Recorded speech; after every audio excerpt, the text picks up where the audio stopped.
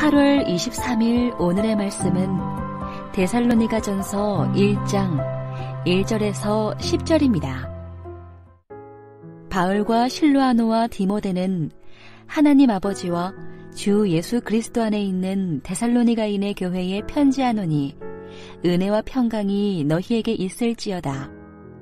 우리가 너희 모두로 말미암아 항상 하나님께 감사하며 기도할 때에 너희를 기억함은 너희의 믿음의 역사와 사랑의 수고와 우리 주 예수 그리스도에 대한 소망의 인내를 우리 하나님 아버지 앞에서 끊임없이 기억함이니 하나님의 사랑하심을 받은 형제들아 너희를 택하심을 아노라. 이는 우리 복음이 너희에게 말로만 이른 것이 아니라 또한 능력과 성령과 큰 확신으로 된 것임이라. 우리가 너희 가운데서 너희를 위하여 어떤 사람이 된 것은 너희가 아는 바와 같으니라. 또 너희는 많은 환난 가운데서 성령의 기쁨으로 말씀을 받아 우리와 주를 본받은 자가 되었으니 그러므로 너희가 마게도냐와 아가야에 있는 모든 믿는 자의 본이 되었느니라. 주의 말씀이 너희에게로부터 마게도냐와 아가야에만 들릴 뿐 아니라 하나님을 향하는 너희 믿음의 소문이 각 처에 퍼졌으므로 우리는 아무 말도 할 것이 없노라. 그들이 우리에 대하여 스스로 말하기를 우리가 어떻게 너희 가운데에 들어갔는지와 너희가 어떻게 우상을 버리고 하나님께로 돌아와서 살아계시고 참되신 하나님을 섬기는지와 또 죽은 자들 가운데서 다시 살리신 그의 아들이 하늘로부터 강림하실 것을 너희가 어떻게 기다리는지를 말하니 이는 장래의 노하심에서 우리를 건지시는 예수시니라. 데살로니가전서 1장 1절에서 10절 말씀을 함께 묵상하겠습니다. 오늘부터 다음 주 수요일까지 데살로니가 전후서를 묵상합니다. 그래서 오늘은 데살로니가 전후서 배경을 간단히 살펴보고 본문을 설명하겠습니다. 먼저 데살로니가 도시에 대해서 잠시 살펴볼까요? 데살로니가는 BC 4세기 알렉산더 대왕의 군대 장교 카선더가 설립한 도시입니다. 이후 BC 146년 로마가 이 도시를 점령한 후에 마게도냐의 수도로 정해졌습니다. 데살로니가란 이름은 이 도시를 세웠던 카산더의 아내 데살로니가의 이름을 붙여 만든 것입니다. 데살로니가는 그리스에서 가장 중요한 도시 중의 하나입니다. 동서를 잇는 도시이며 로마와 헬라 문화의 중심 도시였지요. 데살로니가는 친로마적인 도시입니다. 로마의 초대 황제인 옥타비아누스와 안토니우스가 줄리어스 시저를 암살한 부스터와 싸울 때에 데살로니가 시민들은 옥타비아누스를 지지했지요.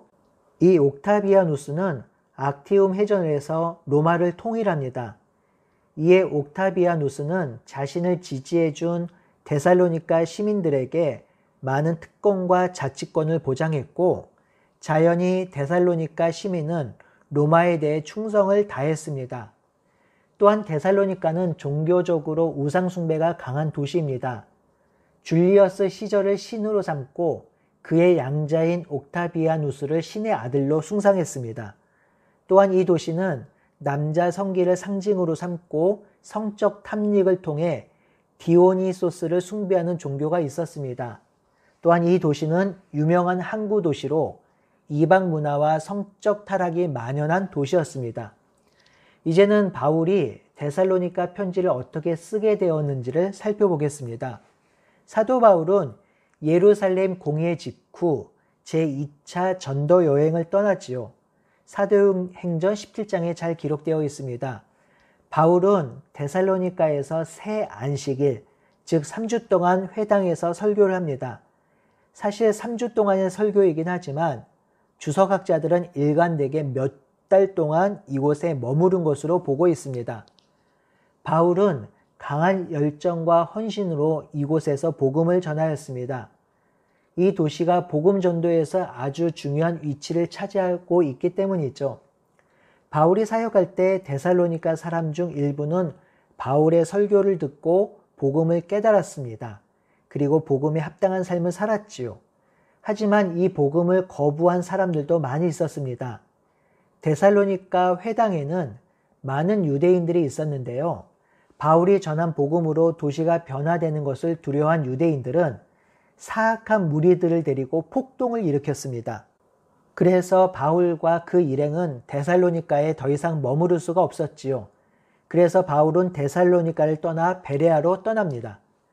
바울은 다시 데살로니가로 가기를 원했지만 도저히 갈 수 없는 상황이어서 에덴을 거쳐 고린도로 가게 되었습니다. 여기서 바울은 디모데를 데살로니가로 보냅니다. 교회가 잘 세워지고 있는지, 복음이 잘 자라고 있는지, 성도들의 삶이 어떠한지 궁금했기 때문입니다. 다행히 바울은 고린도에서 디모데가 가지고 온 데살로니가 소식을 전해 듣습니다. 디모데가 전해준 데살로니가 소식은 놀랍고도 기쁨의 소식이었습니다. 데살로니가 성도들이 환난과 핍박 중에도 믿음을 잘 지키고 있으며 바울을 전혀 원망하지 않는다는 것이죠. 사실 바울은 걱정하고 있었습니다. 폭동이 일어나서 급하게 데살로니가를 떠났고 또한 그 도시는 친로마적인 성향이 강하고 우상 숭배가 팽배했던 곳이기 때문에 그곳의 교회가 잘 세워지고 있는지 의문이었거든요. 그런데 디모데가 전해준 소식에 의하면 데살로니가 교회가 잘 세워지고 있다는 것입니다. 그래서 지금 감사와 감동 그리고 필요한 권면을 담아서 편지를 데살로니가에 보내고 있는 것입니다. 그렇다면 이제 바울이 보낸 데살로니가 전후서 내용을 간단하게 살펴볼까요? 데살로니가 전서는 바울의 편지 중 가장 오래된 것으로 주후 50년경 쓰여졌습니다. 이 편지에는 데살로니가 교회가 건실히 세워지고 있다는 소식에 대한 바울의 감사, 그리고 데살로니가 교회의 상황이 기록되어 있습니다. 그리고 디모데가 데살로니가 교인들로부터 받았던 질문에 대한 권면, 가르침이 자세히 기록되어 있습니다. 이제 데살로니가 전후서의 상황이 잘 이해가 되시죠? 이제 오늘 본문을 간단히 살펴보겠습니다. 1장의 주제는 데살로니가 교인들을 향한 바울의 감사입니다. 2절에 보니 너희 모두로 말미암아 항상 하나님께 감사한다고 하죠. 사실 데살로니가 전서는 감사의 서신이라고 해도 과언이 아닙니다. 바울의 감사는 2장 13절에서 16절에도 기록되어 있고 3장 9절에서 10절도 감사라고 볼 수 있습니다. 그렇다면 바울은 왜 이렇게 데살로니가 교회를 향해 큰 감사를 하고 있을까요? 그것은 당연히 데살로니가 교회가 복음으로 잘 성숙하고 있기 때문이지요. 이들이 잘 성숙하고 있음을 드러내는 말이 3절에 나타납니다. 너희의 믿음의 역사와 사랑의 수고와 주 예수 그리스도에 대한 소망의 인내를 우리 하나님 앞에서 끊임없이 기억하니 라고 되어 있지요. 데살로니가 성도들의 믿음의 역사와 사랑의 수고와 소망의 인내를 보면서 감사하고 있습니다. 데살로니가는 친로마적인 성향이 강하고 우상숭배가 만연하며 항구 도시이며 바울이 아주 짧게 사역했던 도시이고 그리고 폭동에 의해서 강제적으로 쫓겨나온 것을 감안한다면 데살로니가 교회가 이렇게 잘 세워지고 있음은 그저 감사할 따름이죠. 그렇다면 이제 바울이 감사하는 데살로니가 교회가 가진 세 가지 모양을 좀 더 살펴보겠습니다. 첫 번째로 데살로니가 교회는 믿음의 역사가 있는 교회였습니다. 역사는 워크입니다. 즉 행함, 행위이지요. 믿음과 행위는 뗄래야 뗄 수가 없습니다. 믿음이 있다는 것은 믿음을 기초로 한 행위가 있어야 합니다. 데살로니가 교회는 믿음을 기초로 한 행위가 있었던 교회입니다. 두 번째로 데살로니가 교회는 사랑의 수고가 있는 교회였습니다. 여러분, 사랑에는 반드시 수고가 따릅니다. 예수 그리스도는 원수까지 사랑하라고 하셨지요. 이 말은 내가 사랑해야 할 범위를 말해주고 있는데요. 내가 지금 사랑하는 사람, 사랑할 사람이 아니라 우리와 관계 맺고 있는 사람들 중에 내가 사랑하기 힘든 사람도 내가 싫어하는 사람도, 내가 안 좋아하는 사람도 사랑해야 한다는 것입니다. 그러니 사랑에는 반드시 수고가 따르지요. 사랑은 말로만 되는 것이 아닙니다. 예수님도 우리를 사랑하셨기에 성육신하신 수고를 하신 것입니다. 세 번째로 데살로니가 교회는 소망의 인내가 있는 교회였습니다. 데살로니가 교회는 소망을 가지고 인내하는 교회였지요. 예수님을 소망하고 하나님 나라를 소망하며 그들은 인내하고 견디었습니다. 데살로니가 교회는 이런 교회로 성숙하고 성장하였습니다. 그러니 바울이 얼마나 감사했을까요? 시간이 좀 갔지만 데살로니가 교회의 특징을 한 가지만 더 살펴보겠습니다. 5절에 보니 데살로니가의 복음이 말과 능력과 성령과 큰 확신으로 전해졌습니다. 이는 복음이 전해질 때 어떻게 전해져야 하는지를 잘 보여주죠. 복음은 반드시 말로 전해져야 합니다. 그런데 말로만으로는 안 됩니다. 능력과 성령과 큰 확신으로 전해져야 합니다. 데살로니가 교회의 복음은 그렇게 전해졌습니다. 그런데 우리가 여기서 놓치지 말아야 할 것이 5절 하반절에 기록되어 있습니다. 우리가 너희 가운데 너희를 위하여 어떤 사람이 된 것은 너희가 아는 바라고 기록되어 있죠. 공동번역은 이렇게 기록합니다. 우리가 여러분과 함께 있을 때에 여러분을 위하여 어떻게 살았는지 여러분이 잘 알고 있습니다. 라고 기록되어 있습니다.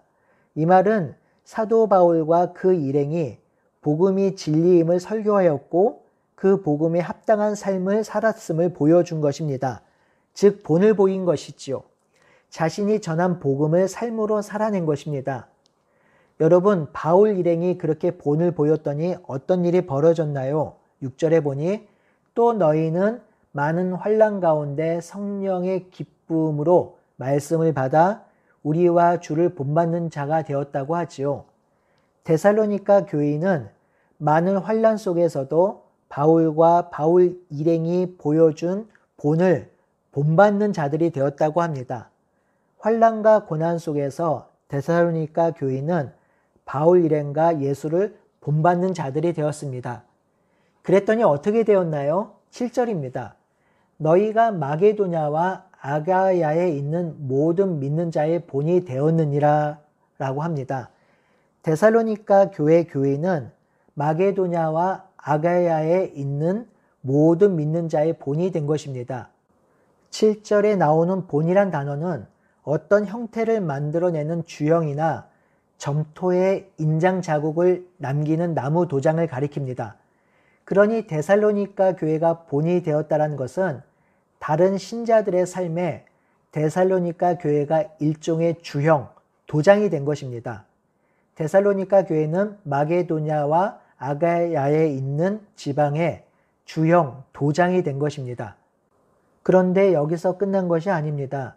정말 상상할 수 없는 놀라운 일이 벌어진 것입니다. 8절에 보니 주의 말씀이 너희에게로부터 마게도냐와 아가야에만 들릴 뿐 아니라 하나님을 향하는 너희의 믿음의 소문이 각처에 퍼졌으므로 라고 기록합니다. 바울 일행을 본받았던 데살로니가 성도들의 본이 마게도냐와 아가야에서 끝난 것이 아니라 바울 일행과 예수님을 본받는 사람들의 삶에 모두 다 퍼진 것입니다. 얼마나 놀라운 일인지요. 요약해보면 바울 일행은 데살로니가에서 말과 능력과 성령과 확신으로 복음을 전했습니다. 그리고 삶으로 본을 보였지요. 이 본을 데살로니가 교인들이 본받았습니다. 그러자 그 본받은 데살로니가 교인들의 본이 다시 넓은 지방 마게도냐와 아가야의 본이 되었고요. 각 지역의 본이 된 것입니다. 데살로니가 교회는 본을 받는 공동체였고 또 본이 되는 공동체였습니다. 본을 받고 본이 되는 이 데살로니가 교회로 인해서 복음이 확장되고 전해졌습니다. 그러니 사도 바울이 감사하고 또 감사한 것이지요. 사랑하는 성도 여러분, 21세기에 전도가 되기 어렵다고 합니다. 복음 전하기 어렵다고 합니다. 맞습니다. 복음을 전하고 전도되기가 어렵습니다. 하지만 어렵다고 답이 없는 것은 아닙니다. 그 답이 무엇일까요? 그것은 우리가 말로 복음을 전하고 그 전한 복음을 살아내는 것입니다. 그 복음이 진리임을 믿으며 삶으로 그 복음을 살아내는 것입니다. 이것이 우리가 이 땅에서 살아가야 할 정체성이며 이 정체성대로 살아갈 때 이 복음이 이 땅 가운데 전해질 것입니다. 사랑하는 성도 여러분, 우리도 예수님을 본받고 본을 끼치는 공동체로 살아가는 우리 모두가 되기를 바라고 소원합니다. 아멘.